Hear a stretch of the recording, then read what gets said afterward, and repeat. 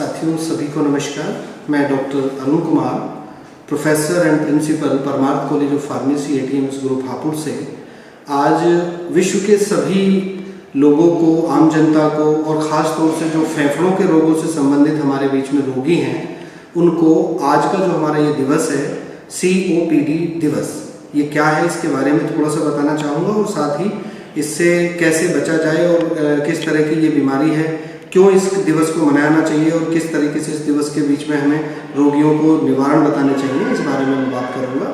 आज COPD day है। COPD day मैं ये तो नहीं कहूँगा कि हमें इसे ये कहना चाहिए कि भी आपको COPD दिवस की शुभकामनाएं या ये बहुत अच्छे उसका दिन है, परंतु क्योंकि कोई भी दिवस इसलिए मनाना चाहिए क्योंकि उससे जागरूकता बढ़ती है।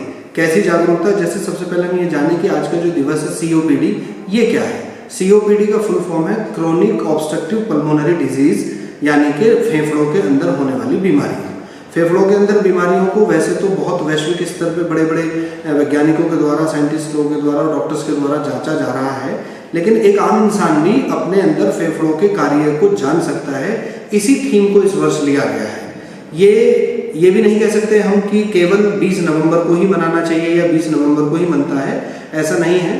इसको जो हमारे 50 से ज़्यादा देश COPD की थीम में लगे हुए हैं, COPD का निवारण करने में लगे हुए हैं, उन सब ने ये तय किया हुआ है कि हम इसे हर साल के नवंबर मंथ के तीसरे बुधवार को ही इसे मनाना है। अब वो चाहे दिनांक कोई भी पड़े, डेट कोई भी हो, लेकिन हर नवंबर का हर साल तीसरा जो बुधवार आता है उस दिन पूरे विश्व में 50 से ज़्यादा देश इस दिवस को मनाने की प्रक्रिया करते हैं।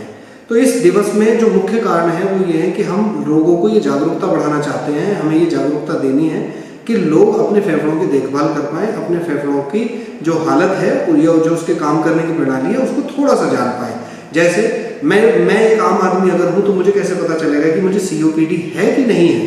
तो मुझे क्या देखना होगा कि मुझे ऐसे में सामान्य कोई सर में दर्द हो रहा हो, ज़्यादा लगातार मुझे नाक बंद रहती हो, गले में खराबी हो, गले में खराश हो, या बहुत ज़्यादा कमजोरी सी महसूस होने लगे, सांस लेने में कठिनाइयाँ महसूस होने लगे, तो मुझे समझ जाना चाहिए कि मैं कहीं ना कहीं COPD का शिकार हूँ। अब ये कोई बहुत ऐसी भी बात नहीं है कि भाई पेशेंट को एकदम से घबरा जाना चाहिए, इसे कंट्रोल भी किया जा सकता है। आप अपने आसपास के वातावरण को शुद्ध रखें। आप ज़्यादा से ज़्यादा कोशिश करें कि हमारे पर्यावरण में स्मोकिंग ना हो, पर्यावरण के अंदर धुआं ना फैले, धूल ना फैले।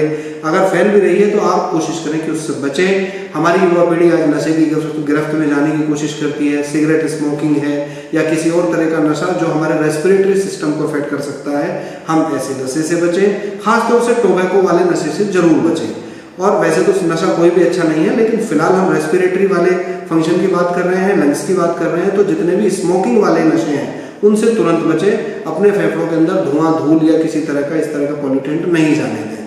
और हमें कोशिश करनी चाहिए कि जितनी हम जागरूकता अपनी जान लेंगे किसी भी अंग के बारे में या किसी भी दिवस के लिए, उससे हमें दूसरों को भी समझाने में मदद मिलती है।